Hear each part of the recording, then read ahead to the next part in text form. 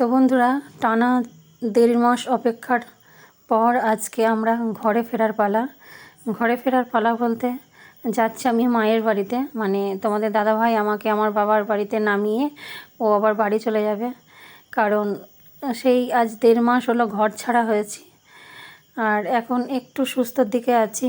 তো আমরা বাড়িতে ফিরছি। বাড়িতে ফিরে ওখানে মায়ের বাড়িতেও আমি কিছুদিন থাকবো, মানে 1 মাস মতো। কারণ পুরো 3 মাস ফুল রেস্ট ডক্টর বলেই দিয়েছেন, 1 কিলোর বেশি ওজন পর্যন্ত তোলা যাবে না। তো সেটা বাড়িতে গিয়ে সম্ভব হবে না, তোমাদের দাদাভাইয়েরও কাজকর্ম আছে। আর সেই কারণে ও বললো এখন কিছুদিন এখানে থাকো, সুস্থ হলে তারপরে বাড়িতে নিয়ে যাবো। সকাল সকাল গঙ্গা দর্শন। এটা হলো বাগবাজার ঘাট, আর এই যে বাগবাজার স্টেশন।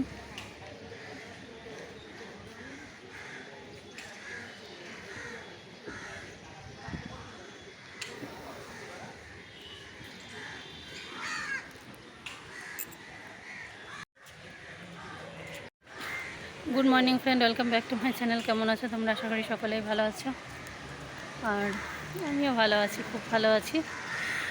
তো যাই হোক, এখন বাজে 8:10 আর আমরা এখন আছি বাগবাজার স্টেশনে। বাগবাজার স্টেশনে আছি কারণ, আর এই যে দেখো পিছনে হচ্ছে বাগবাজার ঘাট গঙ্গার। তো আজকে আমরা বাড়ি ফিরছি বলতে আমি আমার বাড়িতে নয়, মায়ের বাড়িতে ফিরছি আজকে। যেহেতু এখন তো সুস্থ হয়নি, ওখানে কিছুদিন থাকবো, থাকার পরে একটু সুস্থ হয়ে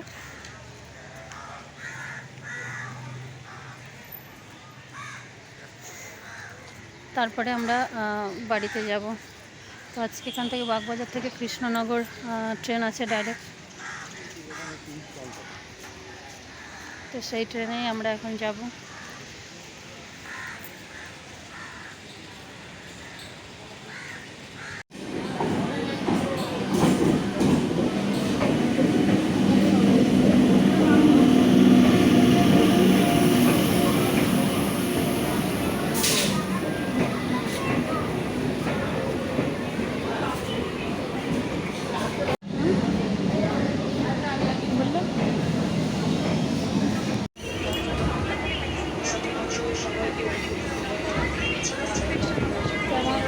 আমরা ট্রেনে উঠে বসেছি আর ট্রেন ছেড়েও গেছে, আর এখান থেকে পুরো ট্রেনই ফাঁকা।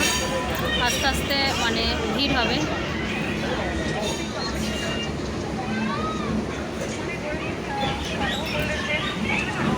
আর এদিকে মা বসেছি।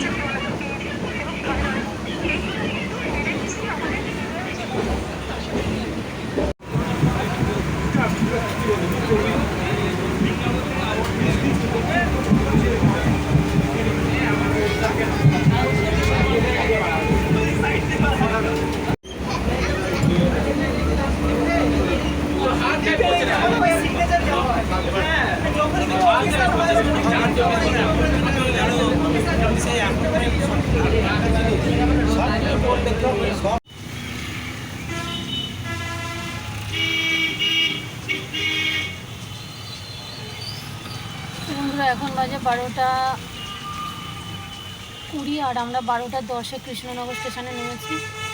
ট্রেনটা এত লেট প্রত্যেকটা স্টেশনে 5 মিনিট 10 মিনিট করে দাঁড়াচ্ছে, মানে 1 ঘন্টা পুরো লেট। আর বাড়ি থেকে গাড়ি পাঠিয়েছিল, তো গাড়িতে এসেছি এখন। তো এখানে একটা জায়গায় দাঁড়িয়েছে, মা একটু ফল টল কিনতে গেল, তারপরে আমরা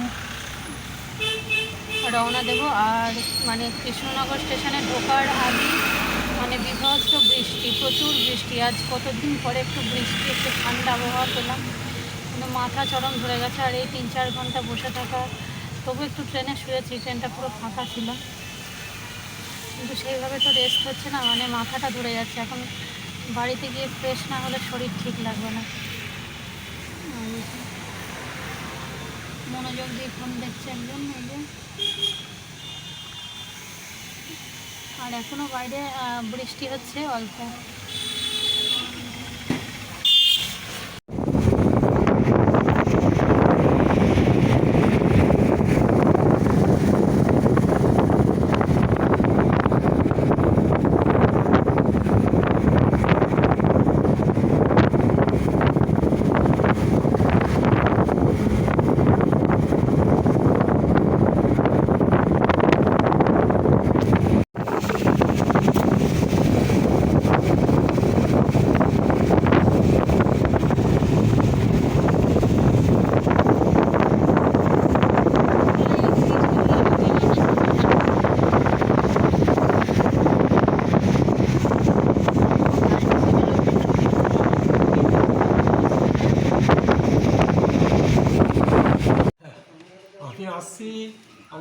ভাইকে মানে আজকে কলকাতা থেকে ওর বাপের বাড়িতে দিয়ে গেলাম।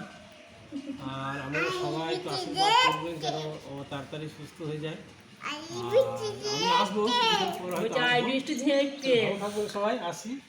হ্যাঁ আসি, হ্যাঁ। আর ওই ফোন করবো তাহলে ঘাটের ধারে গিয়ে কখন কি মাছ পাতা হাসপাতালে গেছে মাঠে গিয়েছিল মুছে নাও রাখতে দাও ওখানে ওই একটা বনে বনে ওই এই পাড়া, এই পাড়া। ওই মশারি জাল মুছে দাও, ওই ও মশারি জাল। জাল ওই টিফি টেকে মতো আটে গেছে টাটা করে দে টাটা টাটা ও ঠাম্মা বলছি আর ওর আশা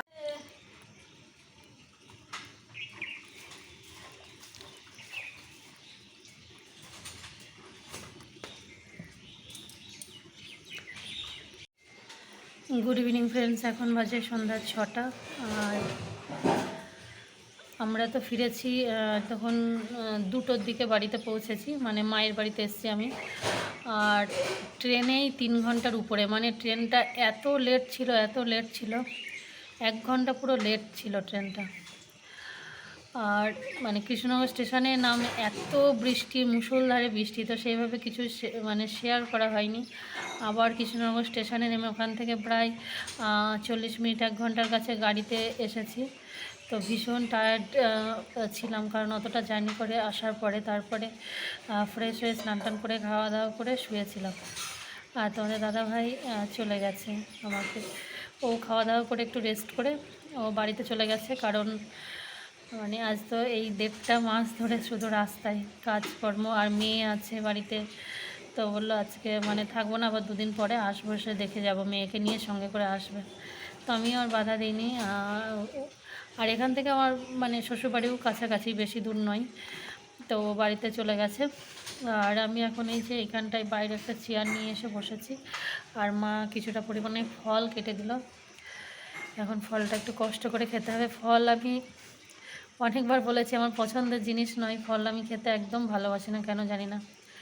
কিন্তু এই হসপিটালে ভর্তি হওয়ার পর থেকে এত পরিমাণে আমাকে ফল খেতে হয়েছে। অপারেশনের আগে তো মানে দিনে যে কত ফল খেয়েছি তার ঠিক নেই, যেহেতু হিমোগ্লোবিন ছিল না। হিমোগ্লোবিন কিভাবে তোলা যায়, কোন কোন ফল খেলে হিমোগ্লোবিন বাড়ে, তো তোমাদের দাদাভাই সব সময় নেট সার্চ করে যে যা বলেছে, যেরকম বলেছে সেই রকমভাবে মানে ফল, প্রচুর পরিমাণে ফল এখনও খাচ্ছি।